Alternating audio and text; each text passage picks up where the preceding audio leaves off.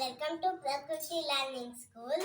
ನಾವು ಇಂದು ಕುಮಾರವ್ಯಾಸರ ಮಹಾಭಾರತ ಅಂದರೆ ಗದುಗಿನ ಭಾರತ ಮತ್ತು ಕರ್ನಾಟಕ ಭಾರತ ಕಥಾಮಂಜರಿಯನ್ನು ಕುರಿತು ಕುಮಾರವ್ಯಾಸರನ್ನು ಕುರಿತು ಕುವೆಂಪು ಅವರು ಹೇಗೆ ವರ್ಣಿಸಿದ್ದಾರೆ ಎಂಬುದನ್ನು ತಿಳಿದುಕೊಳ್ಳೋಣ.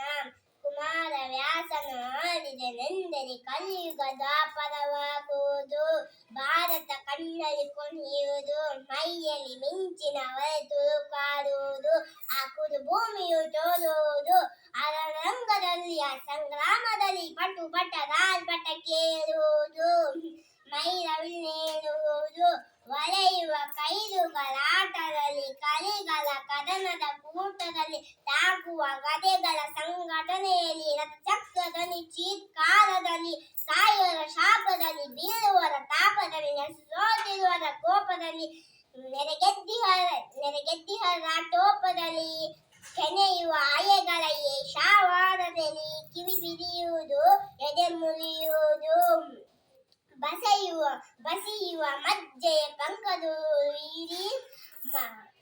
ಚಿಮ್ಮುವ ರಕ್ತನನ್ನು ಬಗ್ಗೆಯ ನೋಡಿ ಕಣ್ಣೆಡೆಯುವುದು, ಮೈ ನಡಗುವುದು. ಕೇಳಿರಿ ಪಾರ್ಥನ ಸಾರಥಿಯರ ನೀತಿಯನ್ನು ಬೋಧಿಸುವನು ನಿರ್ಭೀತಿಯನು.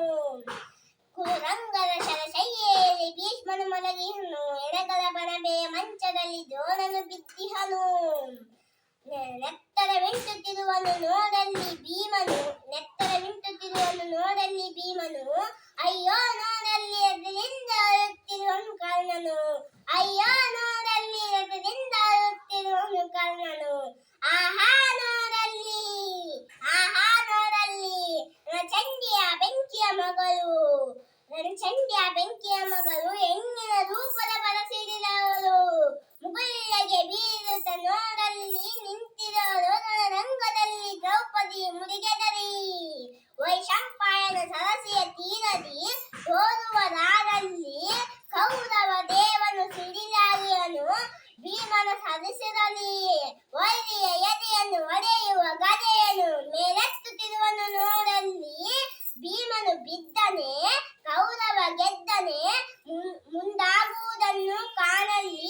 ಇದಾವ ನ್ಯಾಯ ಏನನ್ಯಾಯ? ಕೃಷ್ಣನ ಕುವಕವ ನೋಡಲ್ಲಿ ಏನನ್ನು ನೋಡುವೆ, ತಡೆಯುವೆ ಏಕೆ? ಕೌರವ ರಾಯನು ಮರೆಯಲೇಬೇಕೆ ಯುವಕನ ತುಡುಕು ಕಟಾರಿಯನ್ನು? ನಡೆ ರಣಬೇರಿಯನು, ಒಡೆ ಊರು ತುತ್ತೂರಿಯನು, ಕರಣ ಮಾರಿಯನು. ಕುಮಾರವ್ಯಾಸನು ಆಡಿದನೆಂದರೆ ಕಲಿಯುಗ ದ್ವಾಪರವಾಗುವುದು, ಭಾರತ ಕಣ್ಣಲ್ಲಿ ಕುಣಿಯುವುದು, ಮೈಯಲ್ಲಿ ಮಿಂಚಿನ ಹೊರೆತು ಕಾಡುವುದು. ಕಲಿ ಕೆಚ್ಚಾಗುವನು, ಕವಿ ಹುಚ್ಚಾಗುವನು.